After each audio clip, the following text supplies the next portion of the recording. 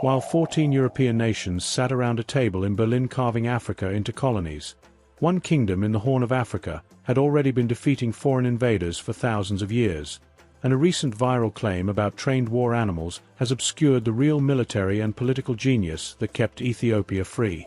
Welcome back to African Folklore Archives, family. I'm grateful you're here because today we're exploring one of African history's most important questions. How did Ethiopia become the only African nation to maintain its independence during the scramble for Africa? Before we separate fact from fiction and uncover the real strategies that preserved Ethiopian sovereignty, drop a comment below and tell me where you're watching from and how the weather is treating you today. I love connecting with our community around the world. When people discuss Ethiopia's independence, you'll often hear dramatic claims circulating online.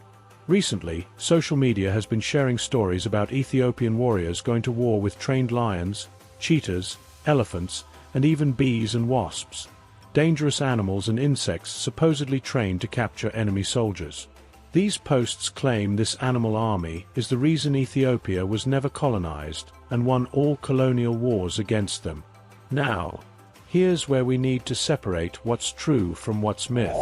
Yes, there are historical accounts and photographs suggesting Ethiopians did use certain animals in warfare contexts.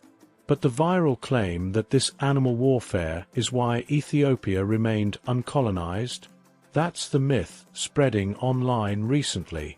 The real reasons Ethiopia maintained independence are far more complex, far more strategic, and frankly, far more impressive than any legend about war animals could ever be. In this video, I'm going to show you the actual military, diplomatic, and geographic factors that preserved Ethiopian sovereignty.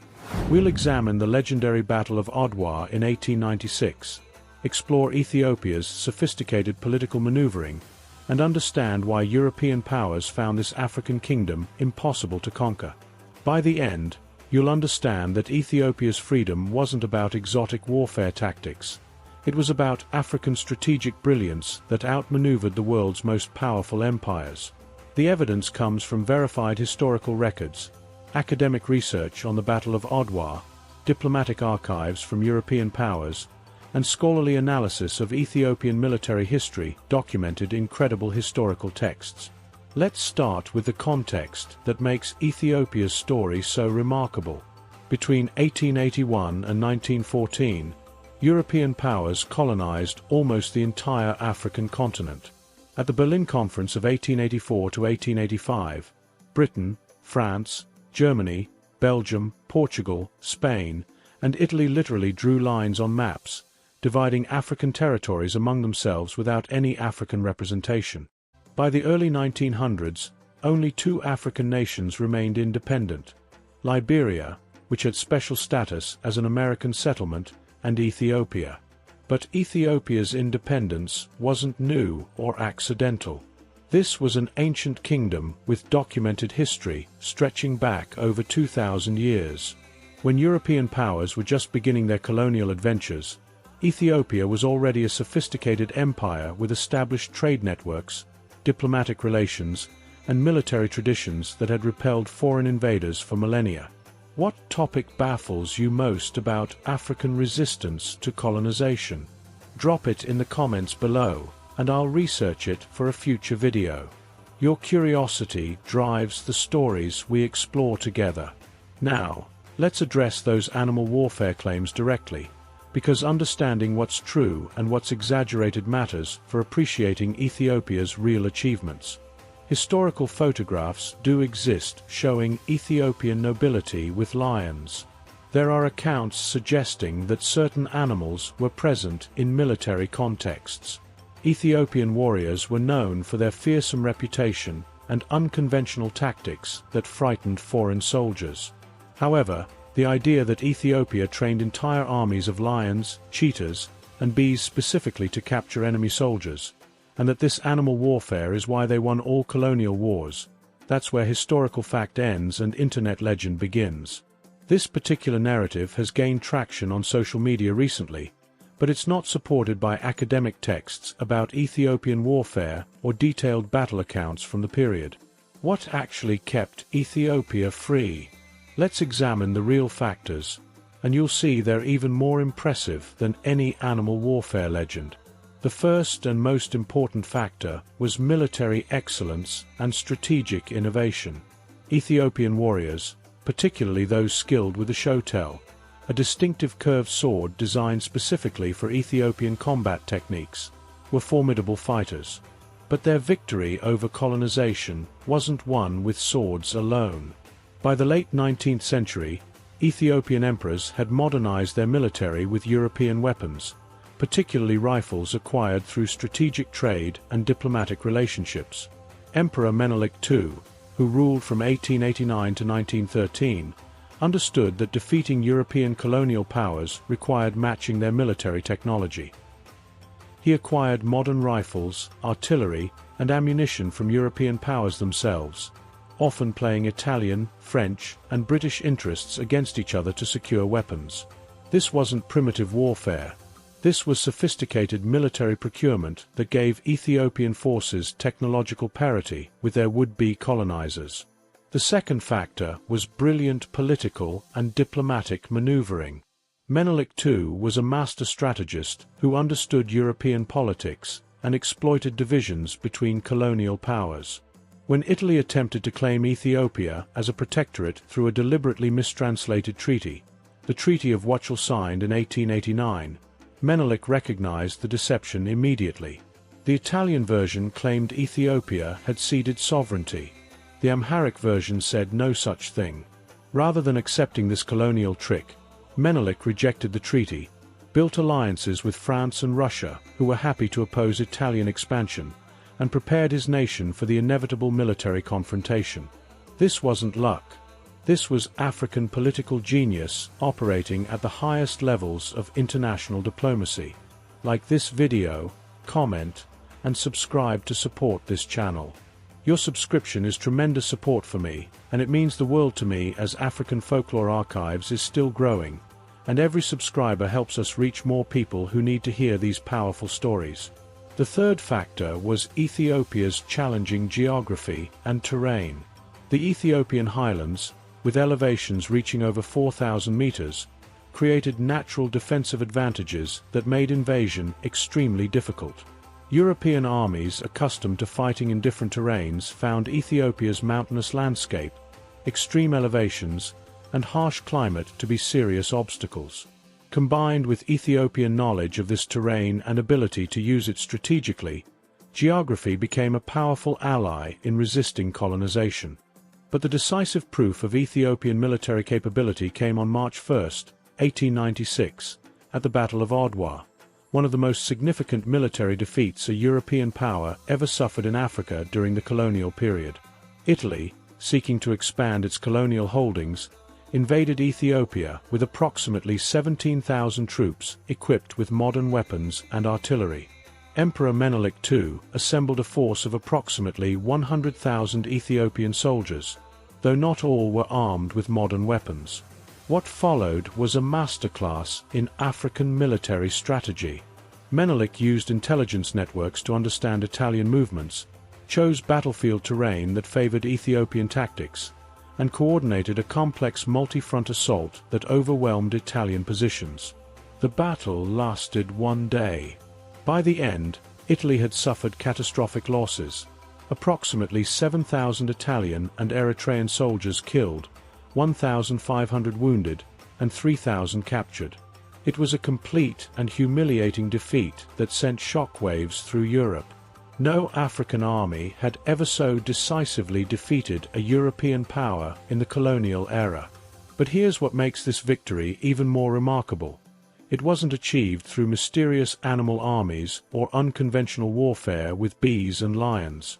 It was achieved through superior numbers, better knowledge of terrain, effective military coordination, modern weapons, and brilliant tactical leadership. Ethiopian victory at Adwa was a triumph of African military professionalism, not exotic legends. The aftermath of Adwa demonstrated Ethiopia's strategic sophistication. Rather than simply celebrating military victory, Menelik leveraged it diplomatically. Italy was forced to recognize Ethiopian sovereignty through the Treaty of Addis Ababa in October 1896. Ethiopia gained international recognition as an independent nation, established diplomatic relations with European powers as an equal rather than a colonial subject, and secured its borders through treaties rather than continued warfare. The fourth factor in Ethiopia's independence was its ancient Christian heritage and the political leverage this provided. Ethiopia had been Christian since the 4th century CE, making it one of the world's oldest Christian nations. This religious heritage created cultural connections with European powers that other African kingdoms didn't have. While this didn't prevent Italy from attempting colonization, it did create diplomatic channels and international sympathy that helped Ethiopia maintain independence. European powers, particularly Britain and France, saw Ethiopia as a Christian kingdom surrounded by Muslim territories. This perception, while based on religious prejudice toward other Africans, created strategic value for Ethiopia in negotiating with European powers and securing support against Italian aggression. The fifth factor was economic self-sufficiency and strategic resource control. Unlike many African territories that Europeans colonized for specific resources, Ethiopia didn't have easily extractable wealth like gold or diamonds that made colonization economically attractive to European powers. The kingdom's economy was based on agriculture and trade networks that Ethiopians controlled internally, reducing the economic incentive for costly colonial occupation. Additionally, Ethiopia controlled strategic highland territory that served as the source of the Blue Nile, a water source crucial to Egypt and British interests in Egypt. This gave Ethiopia leverage in negotiations with Britain, who preferred a friendly independent Ethiopia to a potentially hostile Italian-controlled territory threatening water resources. Comment below, and let me know which aspect of Ethiopia's independence strategy intrigued you most. Was it the brilliant diplomacy of playing European powers against each other? The decisive military victory at Adwa that shocked the world? The strategic use of modern weapons acquired through cunning negotiations? Or perhaps the way geographic advantages were leveraged into military success? Your thoughts help shape the stories we explore together. Now, there is one more factor we must acknowledge: the brief Italian occupation during World War II. While Ethiopia successfully resisted colonization during the scramble for Africa, Fascist Italy under Mussolini invaded Ethiopia in 1936 using chemical weapons and overwhelming military force. This occupation lasted from 1936 to 1941, and during this period, Italy committed serious atrocities against the Ethiopian people. However, even during this occupation, Ethiopian resistance never ceased.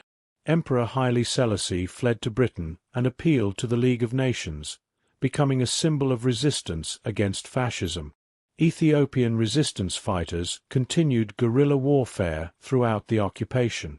When British forces with Ethiopian support drove Italy out in 1941, Ethiopia's independence was restored. This brief occupation is sometimes cited as evidence that Ethiopia was colonized. But there's a crucial distinction. Ethiopia was never formally colonized in the sense of having its sovereignty permanently extinguished, its traditional governance structures completely dismantled, or its territory carved up and distributed among European powers like the rest of Africa.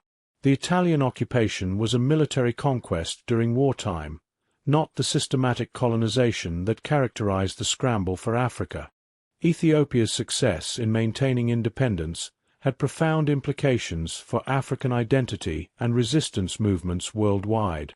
The victory at Adwa became a symbol of African capability and resistance that inspired anti-colonial movements throughout the continent and the African diaspora. When Marcus Garvey founded the Universal Negro Improvement Association, Ethiopia's independence was central to his vision of African pride and self-determination. When Rastafarian movement emerged in Jamaica, they looked to Ethiopia and Emperor Haile Selassie as symbols of African sovereignty and dignity. The psychological impact of knowing that one African nation had successfully resisted the European colonial powers that had conquered everyone else cannot be overstated. Ethiopia proved that African military defeat wasn't inevitable, that African kingdoms could match European powers in warfare and diplomacy, and that African independence was possible even during the height of European imperial power. The lessons from Ethiopia's experience are clear. Independence was maintained through a combination of military modernization, diplomatic sophistication, strategic geography, international religious connections, and economic positioning. It wasn't mysterious or magical. It was the result of brilliant African leadership making strategic decisions over decades to protect sovereignty against overwhelmingly powerful adversaries. Emperor Menelik II's genius lay in understanding that defeating colonization required more than just military strength. He built alliances with European powers opposed to Italian expansion. He modernized his military with the same weapons European armies used. He exploited divisions between colonial powers to secure diplomatic recognition and military support. He chose battlefields that favored Ethiopian tactics and coordinated complex military operations involving forces from across his empire. These are the real reasons Ethiopia remained free. Not because of trained war lions or bee armies, though such legends reflect the awe and fear Ethiopian warriors inspired in their enemies, but because of sophisticated political strategy, military professionalism, and African genius operating at the highest levels of international politics and warfare. The Ethiopian example also demonstrates why we must be careful about viral stories that circulate on social media, even when they celebrate African achievement. The true story of how Ethiopia maintained independence is far more instructive and impressive than any legend about animal warfare. It shows African leaders successfully navigating complex international politics, modernizing military forces, exploiting enemy weaknesses, and leveraging every possible advantage to protect their sovereignty. When we replace these strategic achievements with exotic stories about trained attack animals, we actually diminish the real brilliance of Ethiopian leadership. We make it seem like Ethiopia's success was based on unusual or mysterious factors, rather than the same kind of military and political genius that built successful empires throughout human history. The real story honors Ethiopian achievement more completely. It shows African kings and generals who understood modern warfare, international diplomacy, weapons technology, battlefield tactics, and strategic positioning well enough to defeat the world's most powerful empires at the height of their colonial expansion. That's far more impressive than any legend. As we reflect on Ethiopia's unique position in African history, we see a nation that preserved its independence through a perfect combination of factors: ancient sovereignty that predated European colonial ambitions, strategic leadership that understood both African and European political systems, military capability that could match colonial armies in battle, geographic advantages that made invasion costly and difficult, and diplomatic skill that played competing European interests against each other. Ethiopia's story reminds us that African resistance to colonization took many forms. Some African kingdoms fought military campaigns that, while ultimately unsuccessful, inflicted significant costs on colonial powers. Others used diplomatic strategies, strategic retreats, or guerrilla warfare to complicate colonization. Ethiopia succeeded where others couldn't because it combined all these approaches simultaneously under brilliant leadership at a moment when European powers were divided enough to be played against each other. The legacy of Ethiopian independence continues to shape African identity today. Ethiopia's flag colors, green, yellow, and red, have been adopted by numerous African nations as symbols of independence and African unity. The African Union headquarters sits in Addis Ababa, Ethiopia's capital, acknowledging the nation's special place in African history as the continent's only continuously independent nation during the colonial period.